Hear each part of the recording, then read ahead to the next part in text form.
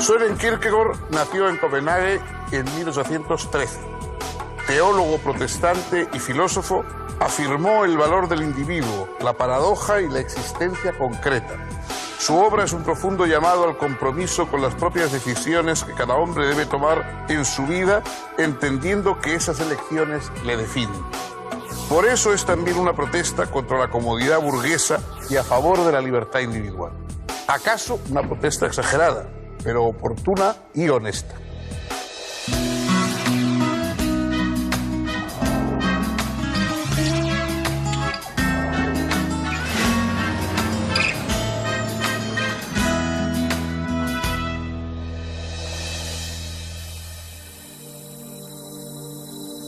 Amigas, amigos, bienvenidos.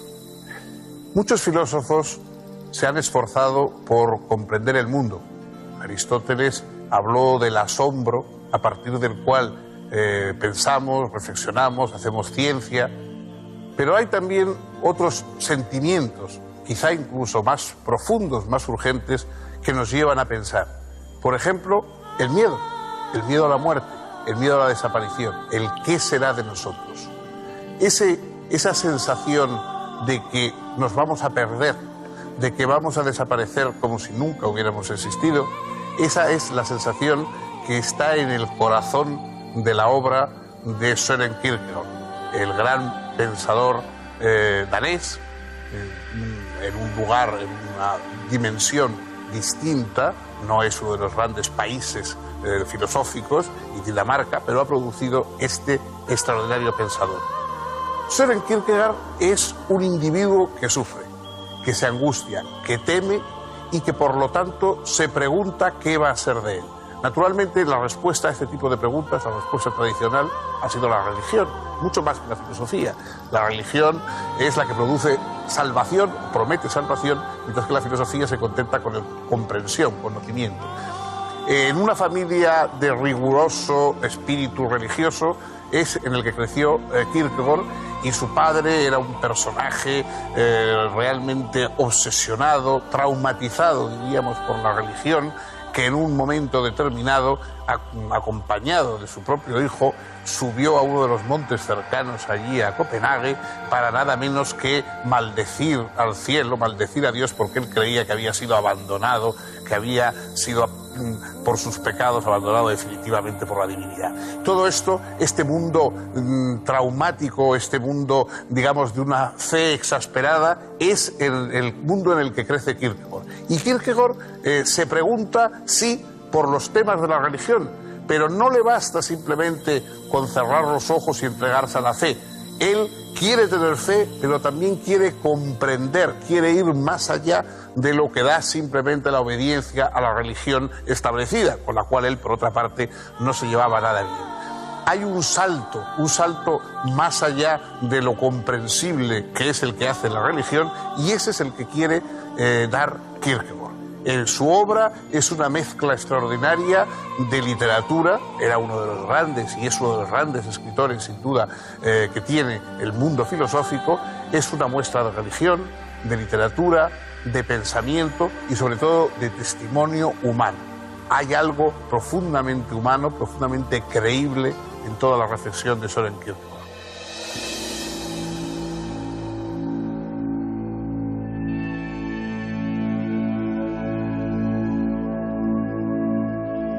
El padre de Søren Kierkegaard nació en Jutlandia, al norte de Dinamarca. Trabajó desde chico y a los 14 años fue a Copenhague, donde se dedicó al comercio textil con mucho éxito. Pronto se transformó en una persona de fortuna. Su primera mujer no le dio hijos y falleció tempranamente. Entonces él contrajo matrimonio con la criada que trabajaba en su casa y a la que estaba unido por un lejano parentesco. Su segunda esposa estaba ya embarazada al momento del casamiento y con los años le fue dando varios hijos. El séptimo fue Søren. Sin embargo, 5 de ellos murieron jóvenes, lo que fue vivido por la familia como una maldición, castigo por la inicial vida en pecado de la pareja. El propio Søren Kierkegaard creía que iba a morir en la juventud. Gracias a la prosperidad familiar, por otra parte, Soren careció de problemas económicos o financieros, pero la relación con su familia en general y con su padre en particular fue extremadamente difícil. En 1830, Kierkegaard fue enviado por su padre a estudiar la carrera teológica, pero prefirió dedicarse a la literatura y a la filosofía, entregándose a una vida mundana y algo licenciosa. Fue pronto conocido por su espíritu crítico y satírico, así como por su habilidad dialéctica, que lo hacía brillar en fiestas y salones. Esto condujo, obviamente, a enfrentamientos cada vez mayores con su padre, que lo veía gastando el tiempo en teatros y cafés. Finalmente, cortaron relaciones. Su padre le otorgó una pensión y las llaves de un departamento y dejaron de tratarse. No obstante, pocos años después, en 1838, el anciano enfermó gravemente y antes de morir se reconcilió con su hijo. Luego del fallecimiento de su padre, Soren retomó las prácticas religiosas que había abandonado y reinició sus estudios con gran entusiasmo. En 1840 se licenció en teología y en 1841 en filosofía.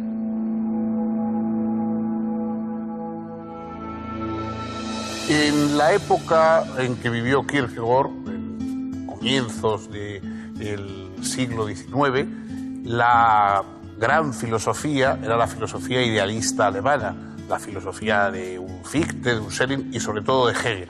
Una filosofía centrada en los grandes temas, el espíritu, el ser, esos universales, extraordinarios conceptos omniabarcadores que constituían una visión magna de la comprensión del mundo. Kierkegaard parte de un punto muy distinto, él mismo, la individualidad. Para Kierkegaard lo que importa es el individuo que él mismo era. Era una persona que tenía una serie de taras físicas, era jorobado, era un hombre que tuvo muchos problemas de acercamiento al sexo femenino, se enamora de una joven, Regina Olsen, a la cual después de haber seducido, digamos, verbalmente, no se atreve a dar el paso carnal sucesivo por miedo a la impotencia, por miedo a esa especie de preocupación permanente por su propia limitación, por su propia escasez, digamos, de lo que significa el ser individual. Kierkegaard lo que quiere es hablar desde su sufrimiento y desde su dolor. No le preocupa o no pone por delante una reflexión sobre el universo, sino un testimonio de vida. Ese testimonio es la de lo que podemos aplicar también cualquiera de nosotros, porque todos nosotros partimos de nuestra propia experiencia.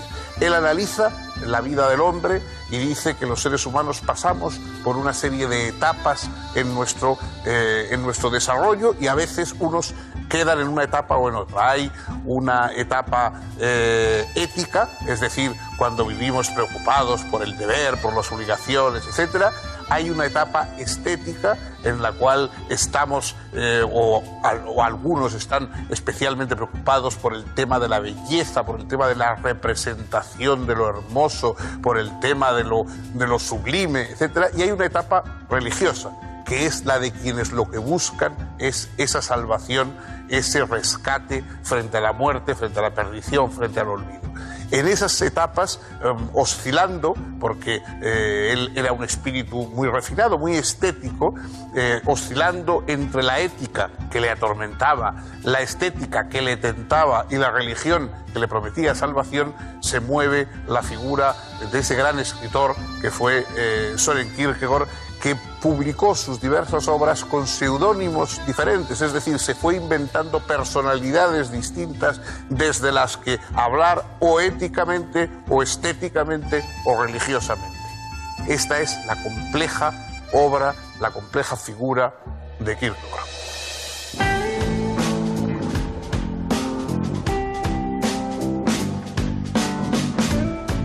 Cuando Kierkegaard conoció a Regina Olsen, ella tenía 14 años. Regina era muy alegre, lo que contrastaba con el carácter en general taciturno de Kierkegaard. La relación duró 3 años, hasta que él rompió el compromiso.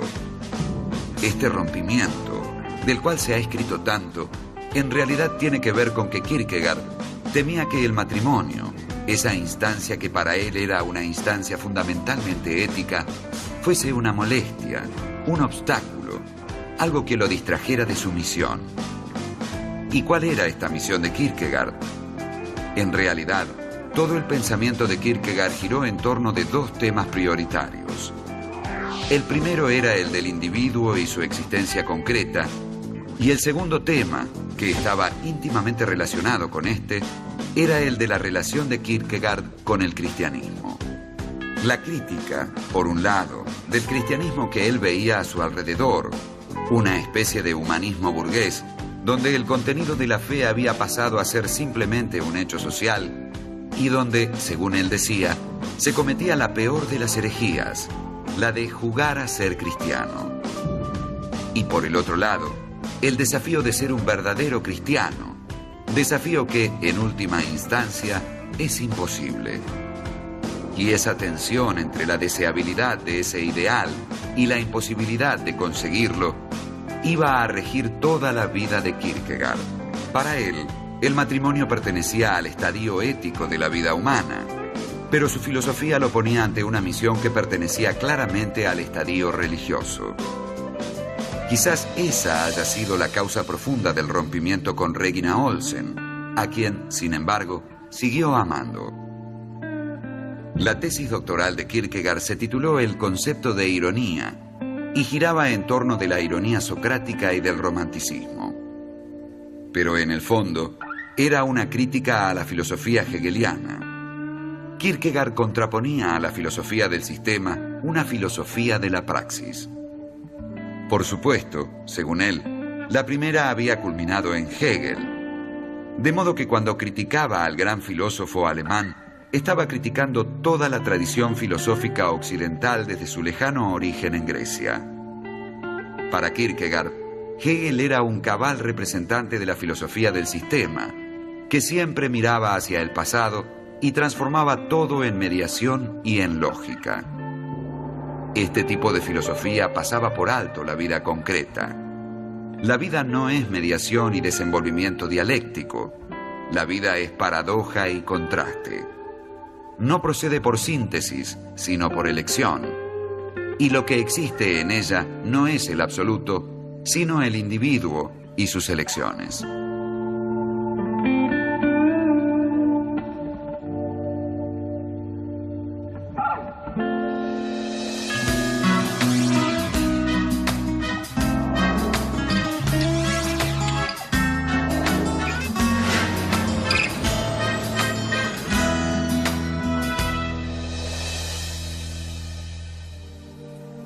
El ser humano actúa, es decir, no está programado por la naturaleza para cumplir determinadas funciones, sino que tiene que elegir, tiene que optar. Eso es lo que llamamos libertad.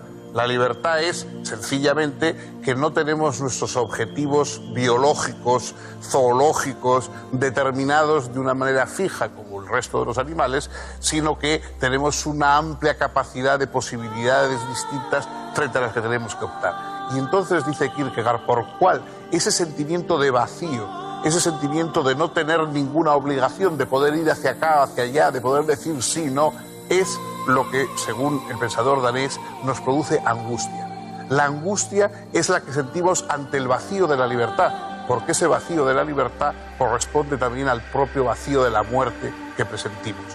De modo que el espíritu tiembla, se angustia y, en último término, puede buscar la fe. Pero la fe es a su vez también algo temible, porque la divinidad no nos promete en principio razones, comprensión, utilidad, sino que hay que elegir entre el mundo de la razón y el mundo de lo útil, el mundo de lo verosímil y el mundo de la fe, que es una ruptura absoluta con todo eso. De ahí, por ejemplo, el modelo de la divinidad de Jehová, cuando nada menos que ordena a un padre que suba a un monte y ejecute a su propio hijo. En esa historia bíblica del padre que lleva aterrorizado pero lleno de fe su hijo al monte y está a punto de matarlo hasta que le detiene la mano de Dios, está esa especie de absurdo terrible de la divinidad. La divinidad lo que quiere decir es: no valen ninguno de los razonamientos humanos, no valen ni siquiera los razonamientos éticos que hacen que un padre no pueda matar a su hijo.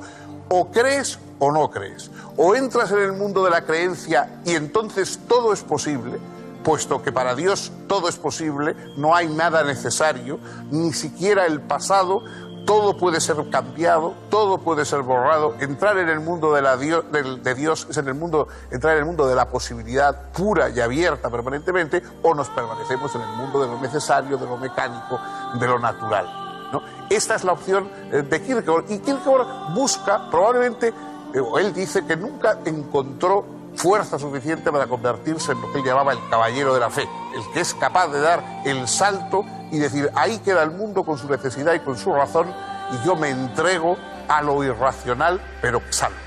Ese es el planteamiento extremo de Kierkegaard, el planteamiento en el que se desgarró a lo largo de toda su vida.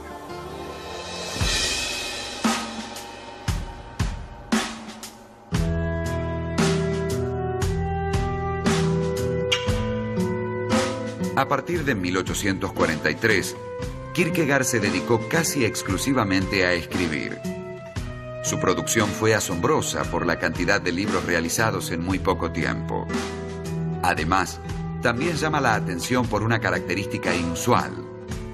Kierkegaard escribió, además de un diario personal que comenzó en 1831 y continuó hasta 1855, y que ocuparía unos 20 volúmenes de unas 300 páginas cada uno, una gran cantidad de sermones y discursos edificantes, que publicó con su nombre y apellido, pero también alrededor de una docena de títulos que aparecieron con diversos seudónimos.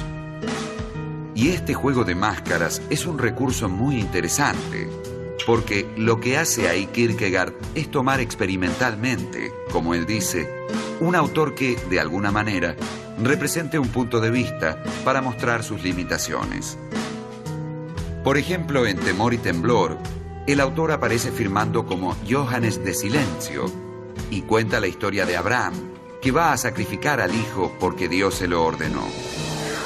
Cuando uno lee, se da cuenta de que hay en el presunto autor, no en Kierkegaard, sino en este de Silencio, a pesar de sus intenciones, una imposibilidad de comprender lo que pasa en Abraham. Porque de Silencio se ubica en el punto de vista ético, y desde el punto de vista ético trata de abarcar aquello que está más allá de él. Pero para el hombre ético, lo que hace el hombre religioso es mera locura. Este tipo de juego se va a dar siempre con los seudónimos. En realidad, los seudónimos no implican ningún ocultamiento de identidad. En Copenhague todo el mundo sabía quién era el autor de sus libros. En uno de sus escritos, Kierkegaard decía que a lo largo de los años había ido acumulando fantasmas y que el uso de seudónimos le permitía sacarlos de sí. Es decir, tomar un punto de vista y desarrollarlo para ver hasta dónde podía llegar. A partir del estudio de diversos personajes, como Sócrates, Don Juan, Fausto y Antígona, entre otros, y a través de los diferentes seudónimos utilizados, Kierkegaard pudo exponer distintas opciones de vida, o, como él decía, diferentes estadios. Se trataba básicamente de 3 estadios: el estético, el ético y el religioso. Entre ellos no había mediación posible, sino solo riesgo, salto, decisión. Por ejemplo, encontramos que hay un período que comienza en 1843 y va hasta 1847, donde el seudónimo que más aparece es Johannes Climacus, y no deja de llamar la atención que los escritos posteriores, de 1848 a 1851, tienen como seudónimo Anticlimacus, es decir, lo contrario. Y el punto de vista de este Anticlimacus es el punto de vista de lo que Kierkegaard consideraba que era realmente el punto de vista del cristianismo. Para él, la fe es una relación personal entre el individuo y el tú absoluto que lo interpela. esa relación es resignación y confianza infinitas. Es un salto sobre el abismo de la incertidumbre. Esta interpretación kierkegaardiana de la fe puso en primer plano al individuo concreto, es decir, singular y sufriente, capaz de asumir su subjetividad como su única verdad y su relación con Dios como un salto sobre el abismo de la nada. El individuo está siempre expuesto a la nada, y esa exposición es la angustia misma que revela su libertad, su responsabilidad y el riesgo ineludible de elegirse a sí mismo a cada paso.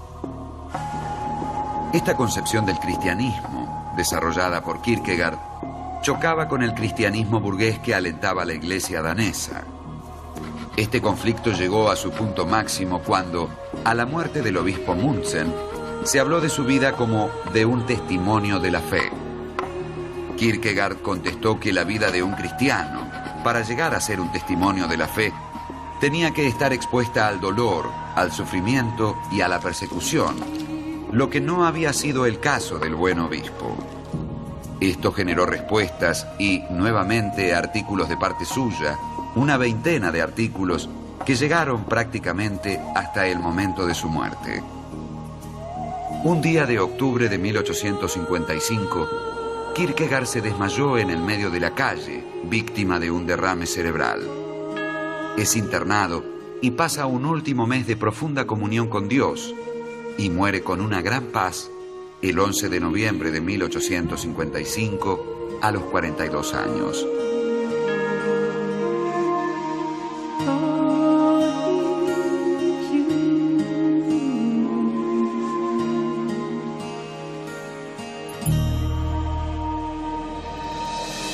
Søren Kierkegaard escribió, y muy bien por cierto, toda su obra en danés, que naturalmente es una lengua de un reducido número de hablantes y además no de las principales lenguas europeas en el terreno del intelecto, de la ciencia, etc. Durante mucho tiempo, a pesar de que en su época gozó de notoriedad y fue un hombre conocido, él pasó desapercibido porque el mundo en el que había ejercido su pensamiento y su polémica no era en los grandes centros europeos. Poco a poco fue siendo descubierto. Bastantes décadas después de la muerte es cuando Kierkegaard empieza a ser descubierto, y empieza a ser descubierto como embrión de eso que luego se llamará en el siglo XX existencialismo. La filosofía existencialista, basada en la existencia del ser humano, en su angustia, en su perplejidad, esa filosofía tiene un precedente importante en Kierkegaard. Muchos autores a comienzos, en el cambio del siglo XIX al siglo XX, redescubren la obra de Kierkegaard. En nuestra lengua está la figura de Miguel de Unamuno, que es uno de los lectores, de los primeros lectores de Kierkegaard. Y por supuesto, después está la influencia en los filósofos franceses y también en el propio Heidegger y en el existencialismo alemán. La figura de Kierkegaard es una figura más reconocida en el siglo XX que en el propio siglo XIX, en la que es cuando él escribió. Hoy, por supuesto, su lenguaje sigue resultándonos extraordinariamente atractivo. Sus obras son obras literarias. Da igual que vayamos a compartir su punto de vista. Sus obras son unas obras de una extraordinaria, de una fuerza literaria y, sobre todo, de una emoción vivida. Porque las obras de Kierkegaard son emocionantes. Es decir, hay alguien que está debatiéndose con problemas terribles. Hay alguien que está ofreciendo un camino extraño, absurdo y sin embargo a veces tentador, que es el de ese Dios que no se pliega a nada, ni a la razón, ni a la necesidad, y que promete, déjalo todo y cree esto y así te salvarás. Bueno, esa figura puede no ser, digamos, hoy naturalmente la posición más habitual. Incluso la Iglesia Católica y los creyentes pretenden más o menos ser racionales y ofrecer, digamos, un planteamiento racional que no tiene nada que ver con el Dios en el que piensa Kierkegaard. Pero su obra como expresión subjetiva del pensar, ese tipo de ensayo que no es un ensayo académico, que no es un ensayo que puede enseñarse en una clase, sino que es un grito que sale de una persona que sufre, eso sigue siendo hoy vigente y sigue siendo una lectura que puede emocionarnos y que puede interesarnos a cualquiera de los lectores actuales. Pues bien, aquí hoy dejamos estas reflexiones, este contar la historia de los grandes filósofos. El próximo día, si vuelven ustedes a estar con nosotros, vamos a tratar otra figura, otro pensador, otro enfoque en el misterio, en la complejidad del mundo.